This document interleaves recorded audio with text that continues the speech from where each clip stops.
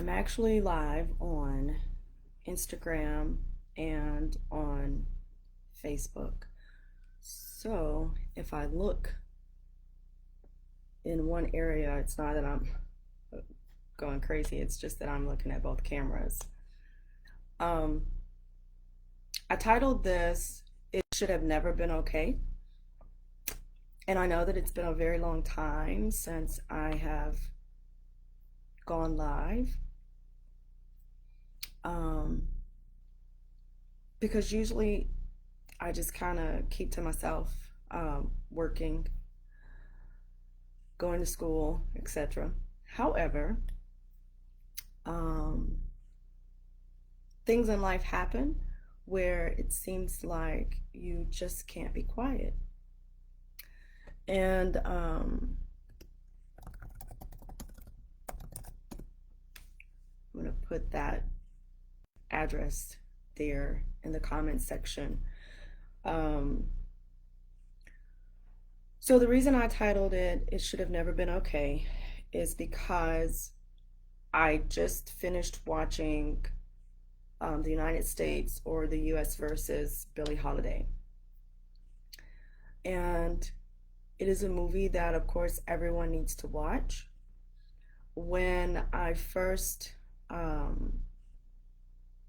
saw it advertised, I wondered what was there more to say that wasn't said in The Lady Sings the Blues, which starred Billy D. Williams and Diana Ross.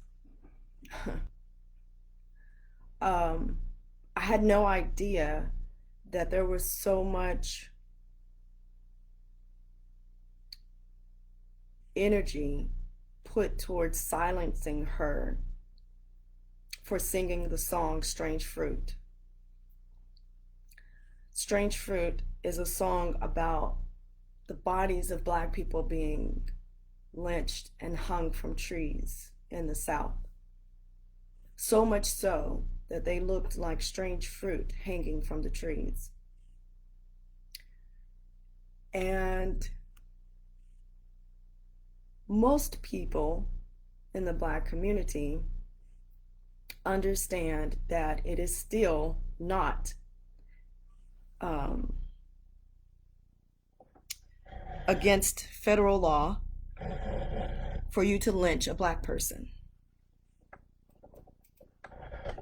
Meaning that someone could lynch me, hang me from a tree, put a rope around my neck, throw it over the limb of a tree, and pull until my eyes bulge out of my head, until my mouth twists, and until my body shakes, my neck cracks. I soil myself, I piss myself, and then I die. And that's okay. That's not considered a hate crime by federal law. And we all know that the federal law only gets involved when the states have failed to do anything, which means the states have failed to do something. Which also means that those of you who vote have voted in or allowed to be voted in senators and representatives who have failed to pass the Emmett Till Anti-Lynching Act. Emmett Till was killed in 1955. They've been lynching Black men, Black women, and Black children for hundreds of years. And before you start telling me about how they lynched white people, I already know. However, it's against the law to kill a white person. It's not so much against the law to kill a Black person. And that's the problem. It should never be okay. Just like it was against the law to rape a white woman. It was written in the freaking law that you cannot rape a white woman. and that only white women can be considered a rape victim or a sexual assault victim. Only white women, meaning that you can rape a black woman, you can force a black woman to remove her clothing, to spread her legs, and to allow a strange man to enter her womb while she kicks and screams and cries and yells and tries to fight off her assailant. A black woman can have babies by a rapist, and it's never considered rape by that law. Black girls could be raped, and it was never considered rape according to that law. We're not talking about laws of the 1800s. We're talking about laws in the 1900s. We're talking about a freaking Emmett Till anti-lynching act that was named after Emmett Till, who was killed in 1955. This is 2021.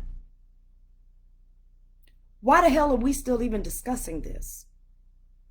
Why the hell do I still have officers and detectives and people in the community and mamas and daddies and aunties and uncles and sisters and cousins and so-called friends who still victim shame rape victims, who still lift up rapists? Why do we still have that? Why do we still have so much damn corruption in every single entity that's supposed to stand for justice? Why is it still okay? Why is it okay for women and men to shed tears night after night after night after night about the traumas that they have experienced as children? Seeing your family member or seeing someone who looks like you hanging from a tree is trauma. Whether it happened in 1901 when my great-grandparents were alive, whether it happened in the 1950s, whether it happened in Jasper, Texas, or whether I just saw it on the TV screen, it's still trauma. So we spend so much time talking about this stuff. We spend so much time making comments about it. Oh, that's fucked up. Oh, the government ain't shit. Oh, the police ain't shit. You allowed them to get in there. Oh, well, there's voter fraud. There's voter corruption. There's voter suppression. There's this, there's that. You have emails that you send to one another. You have text messages that you send to one another. You have a phone that you use to talk to one another. You have the internet that you're using to watch this video. How much time are you spending aggravating the hell out of these people who are voted into office to do what they need to do? How much time are you spending emailing or texting or calling their offices and aggravating the hell out of them until this law is passed? How much time are you putting into it compared to the time that you spend talking about it? And I'm not just talking about black people. I'm talking about the white people that say that all black lives matter and all lives matter and blue lives matter and pink lives matter and purple lives and brown lives and yellow lives and red lives and all these lives matter, but nobody's doing anything for the people that it's affecting. Why the fuck we even gotta say lives matter? That's something you ought to be thinking about. We should never have to say all lives matter or white lives matter or blue lives matter or black lives matter. That should be a fucking null and mute point. It should be common sense that everybody matters. Everybody matters. Everybody's experience matters. And those of us who are out here putting our lives on the line, putting our jobs on the line, putting our families on the line, putting our whole being on the line so that we can help other people. And then when it's time for the people to do what they need to do, it's silent. Has anybody sent a letter to the Senate about the Violence Against Women's Act? Has anybody sent or studied their state law about sexual assault? What's the punishment? What's considered sexual assault? What's considered rape in some places? Because in the state of Texas, it used to not be, rape was only a man forcing himself on a woman in her vagina. Texas has made great strides to change that. I have had officers come to me and tell me that a patient wasn't raped because it wasn't a stranger, which lets me know that there are not only civilians, but there are law enforcement who do not know the law. What are we doing? Like, there comes a point when everybody's like, oh, I'm so proud of you, and I'm so happy that you're doing this, and keep doing it, and keep doing that, and keep doing this, and we need your voice. We need you to say this. Just like we needed Billie Holiday to sing Strange Fruit. Just like we needed Tanya Stafford to stand up for human trafficking. Just like we needed Lavinia Masters to stand up for rape kit backlogs. Just like everybody tells me, we need your voice to stand up for those who have been sexually assaulted. But right now,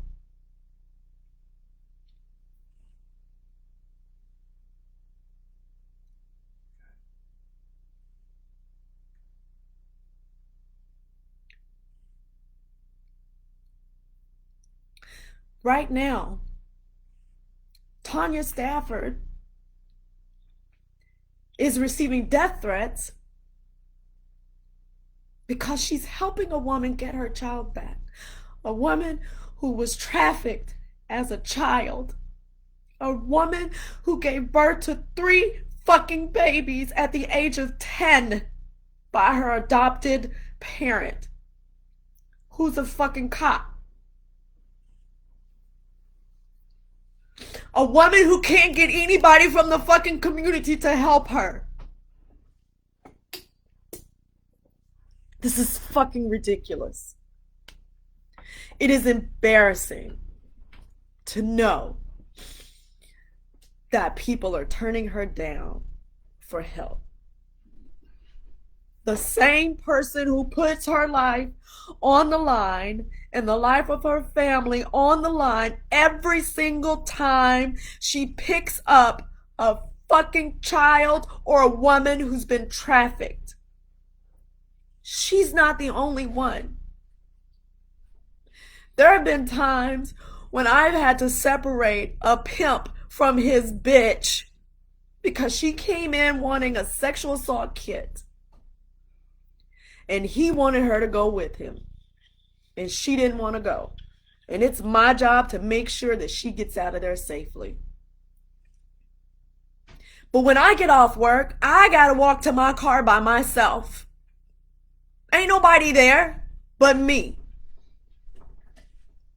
And y'all sit here and y'all watch us and y'all watch the end result and you're like, yay, good job. But you don't understand the shit we go through behind the scenes. You don't understand the trauma that we go through when we see people going through this stuff. The trauma we go through hearing these stories over and over and over and over. The trauma we go through when somebody tells somebody, oh, I'm not going to do anything about that because you're just as wrong. When law enforcement lies to a victim to keep them from filing a fucking report. Why are we in this state? Why are we putting people? I'm a fucking person. I'm a human, and I'm just as important as the next person.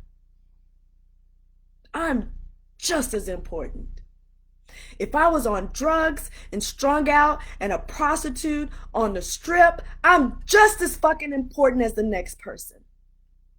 Because what y'all fail to see is that those people who are on drugs, those prostitutes, those people that you just can't stand, a lot of them damn people have gone through so much shit in their lives that they cannot face another day of pain. And you're making it worse when you don't do anything about it. You're just as guilty. When you don't take the chance, you sit up and y'all watch these fucking reality TV shows. You got time to read bullshit gossip, but you ain't got time to stand up for nobody. But then when it's your turn and it's your situation, and it's your rape, it's your sexual assault, it's your child, it's you, then you want those of us who put our lives on the line every damn day to step in and do something. You want us to do something. Well, we're asking you to do something. Do something. There is no reason we should be in 2021 and it not be illegal to lynch a man or a woman on a fucking tree just because you don't like them. Just because their skin is too dark. Or just because they helped someone whose skin was too dark. How does that make sense? Make it make sense to me.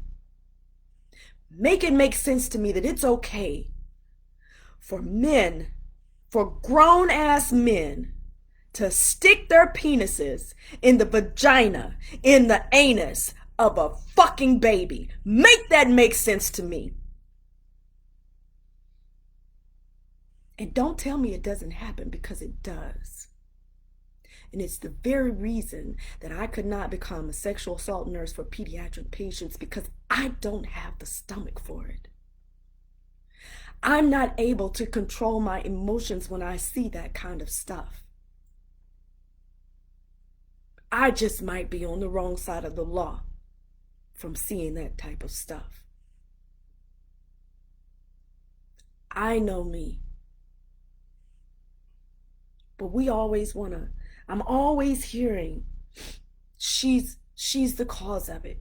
She did it to herself. She shouldn't have been over there. Well, do you really believe her? Well, what was she wearing? Well, what was she doing there? Well, what did she expect? She expected to be respected. She expected that when she said no, it meant no.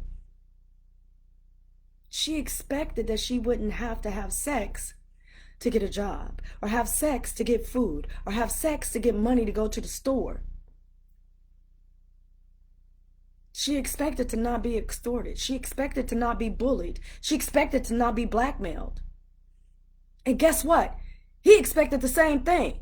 Because please believe me when I tell you that men are raped just as much as women are raped. The only difference is that society has made it so shameful for a man to come forward and say that he was raped or sexually assaulted. So make no mistake. Make no mistake. I have had men call me. I have had men talk to me. I have talked to them. And I know for a fact they were sexually assaulted. And nobody did anything. So it's not just little girls, it's little boys. And nobody did anything. And what's so fucked up on the other side of that is when people do something, they're criticized for doing something to stop the abuse. That's what's so fucked up. That's what's so fucked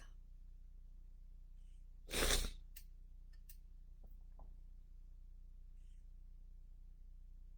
It doesn't make any sense.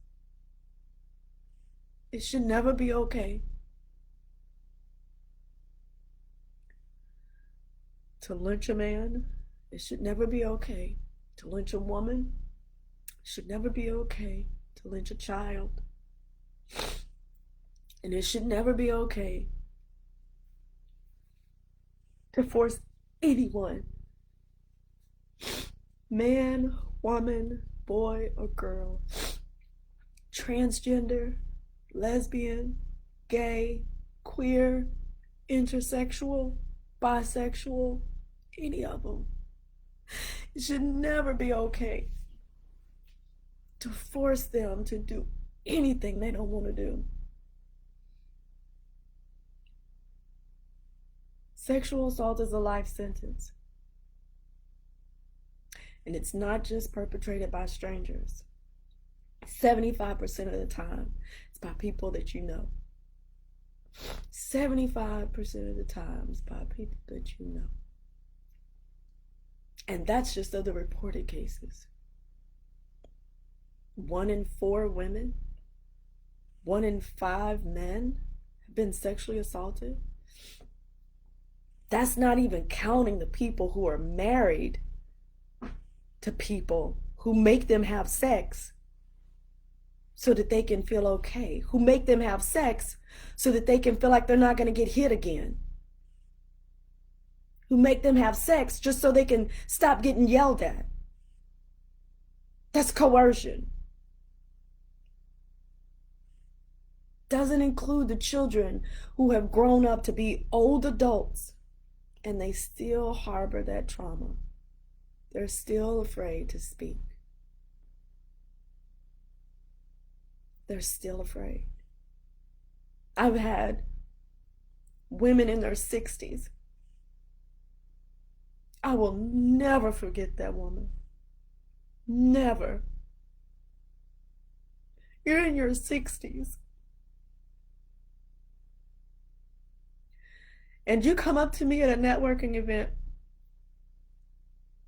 and you tell me that you were sexually assaulted as a child and you never told anybody. 60 years you held on to that? 60 years? And there was nobody for you to tell? And you want to tell me that a 20-year sentence for a fucking rapist is enough and he should be allowed to go back into society and do whatever? Oh, that's what they told me. He's already done his time. He's already paid his debt to society. I'm still doing mine. I'm 43 years old and I'm still doing my time. He's over. He's free. It's my fucking job to get free. But even when I'm free, I'm still serving that sentence because I'm still having to remind myself that I have to be free. I have to be free of the trauma. I have to be free of the depression, the anxiety, the PTSD, the CPTSD. I have to be free of that. I'm 43 years old and I still have to sleep with music. I'm 43 years old and I still can't sit in the middle of a fucking restaurant because I can't handle people being behind my back. Because that's what my stepfather did. He would come behind my back to rape me. So I have an issue with people being behind my back. I have to sit where I can see the door. At 43, it's been well over 20 years. He's well served his 20 years and I'm still serving a life sentence. But it's okay. It's okay because it hasn't happened to you. But when it does, things change. Your perspective changed. I ask only one thing. I ask that you take the time to really listen instead of criticizing. Take the time and ask yourself, what would you do if it happened to you?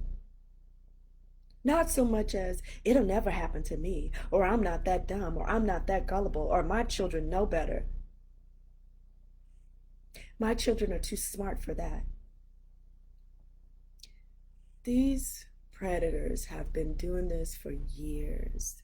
They're professional sexual assaulters.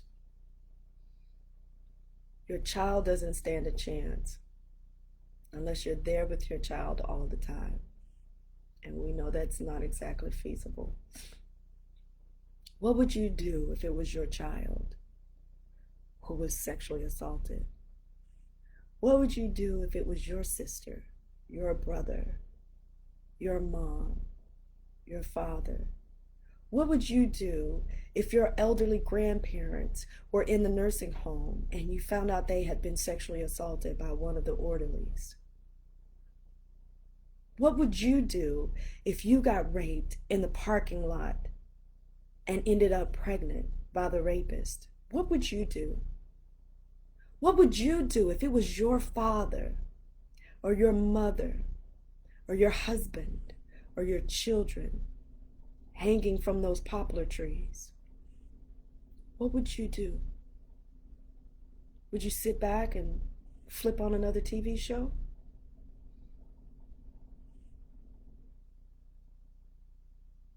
Or would you get up and do something? What would you do? Of all the people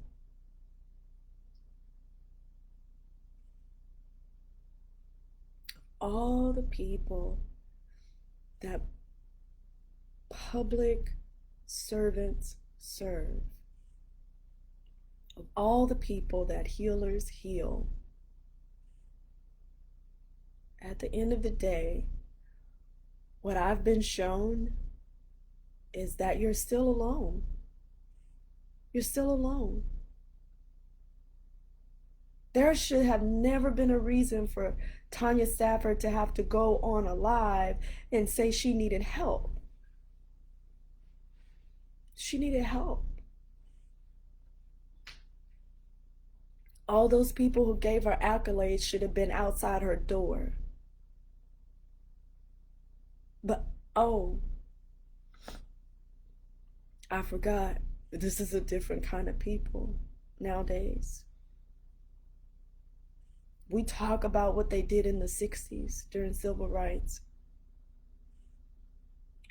We talk about the actors and the actresses, the sports figures who raised the fist. We talk about the singers. And we talk about the activists who got up and made a statement about what was right. How it was that we were supposed to treat one another, how we were supposed to respect another human being. I mean, why do I have to be 3/5 of a person because I have dark skin? Because my skin's darker than yours? It doesn't even have to be that dark, and I'm still 3/5 of a person. But when I'm saving your life, I'm a whole person. It doesn't make sense to me. And it shouldn't make sense to you either.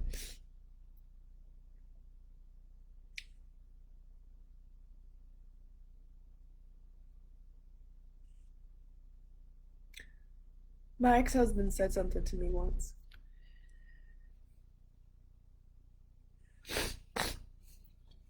That I'm reminded of right now. And I think that is one of the reasons that many of us are in a state that we are in now. My ex-husband said, in front of my children, if I ever see you with somebody else, I'm gonna kill you.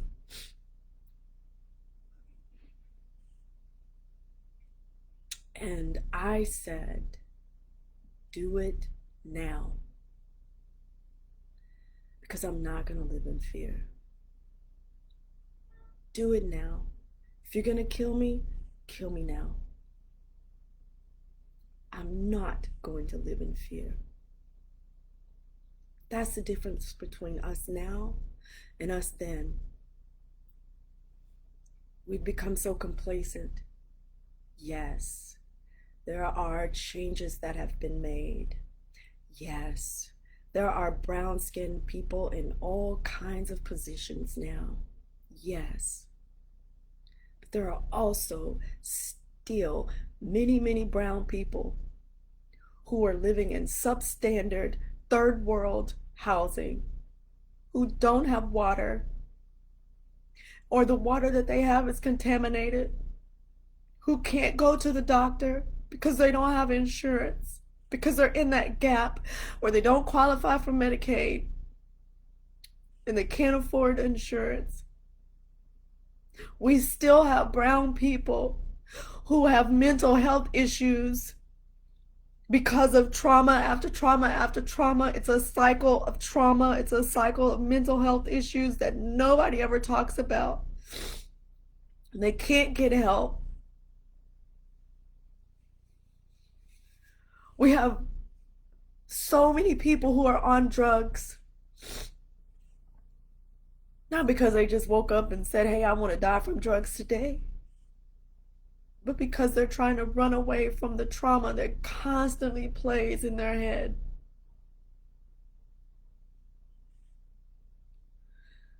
So many patients have come in overdosed,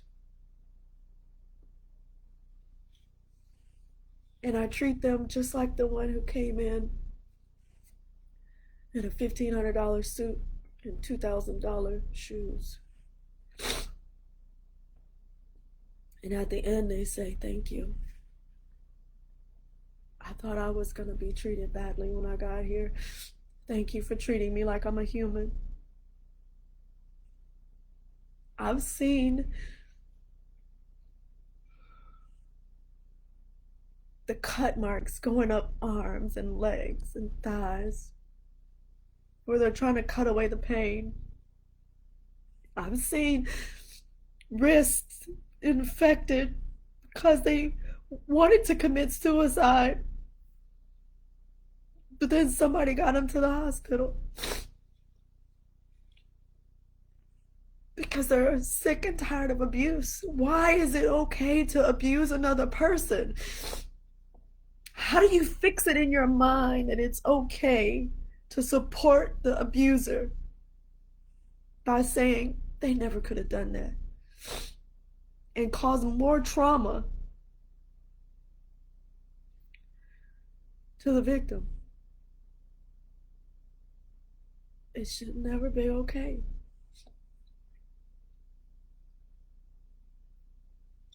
It should never be okay to fear retaliation because you stand up for what's right. It should never be okay.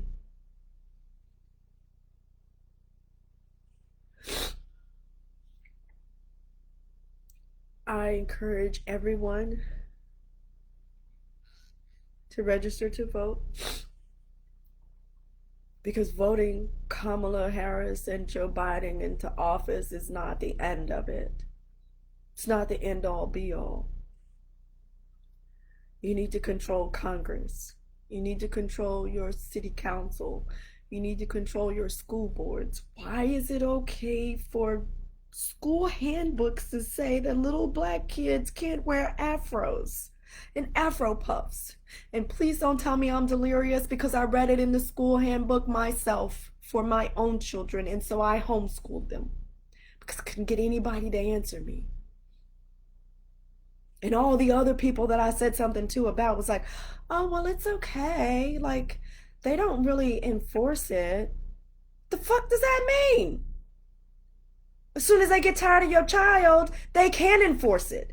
That's the thing. They can enforce it because it's there. Just like they can enforce the fact that it's not a federal crime to lynch somebody because it's not a federal crime right now. Well, nobody's lynching anybody anymore, really? No, they're wrapping ropes around their necks and dragging them behind trucks. And that wasn't 10, 20 years ago. That wasn't 100 years ago. That's in my lifetime. It's in my children's lifetime. I put the link, congress.gov. You can look up any act, any bill, and you can see who voted for it, who voted against it, who originated it. You can see where it's sitting, what the Congress has done on it, what the House has done on it. You can see all of that. You can see who you need to write, who you need to bug. Be a thorn in somebody's side besides your own. Do something. Do something like it was you that it was done to. And let's see what we can get done. Because instead of looking outside of ourselves for everybody else to do something for us, we got to start doing it ourselves. It takes a joint effort. It's not just one person that needs to do it. It's everybody. Every ethnicity, every background, everybody. I'm a culmination of America. I'm Native American, but I also have Caucasian in me. I also have African in me. That's me. I'm not going to deny any part of me to make somebody else happy. I shouldn't have to deny my Native American blood to make somebody happy, or my Caucasian blood to make somebody happy, or my African blood to make somebody happy. Just like I shouldn't have to deny any part of myself to be free in this country. We do hold the power. Now we have to utilize it. But it's up to you, because I can't do it by myself.